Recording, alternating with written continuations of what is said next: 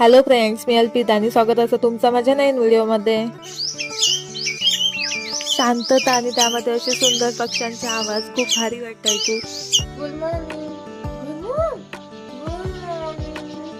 आज ना बाजूचे काका इलेले फुलाने तर त्यांची गाडी होती, तर आपली काही गाडी नाही, म्हटलं त्यांची गाडी जरा वेळ चालवीन।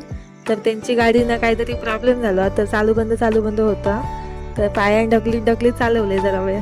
ह्या ना नारळाचा गावठी तेल असा आणि या थंडीमुळे घट्ट झाला असा, तर आता मी त्या तपलात ठेवतोय। तपलात ठेवला ना गरम पाण्यात की वितळत आला।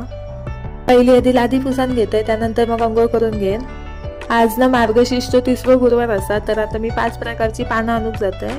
आता ना आपल्या आंब्याचा, चिकूचा, पेरूचा, जामचा आणि फणसाचा अशी 5 प्रकारची पानं मिळाली। तुम्ही कोण कोण मार्गशीर्ष गुरुवारचं घर बसवतास तर मला कमेंट करून नक्की सांगा। घरी इला आणि देवीक जरा सजवलंय, कशी दिसता असं तर नक्की सांगा। असं वाटतं की खरी देवी समोर बसली। हा आई पूजा करत होती आणि मी बाजूक बसून बघत होते आई काय काय करतात ती। तुम्ही असं कोण कोण करतास आपण माका नक्की सांगा। पूजा वगैरे झाली तशी आई मार्गशीर्ष गुरुवारची कथा वाचत होती आणि मी आईच्या बाजूक बसून ऐकत होते।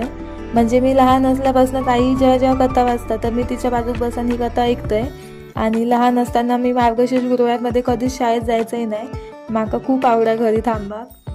तर तुम्ही पण असा केलात काय? पप्पांना जेवण वाढलंय, तुम्ही पण या जेव। थोडं वेळ झोपलंय आणि उठान बघितलंय तर आईन भेंड्याची सगळी झाडं काढून टाकल्या आणि कशा काढल्या ती तिकाच माहिती।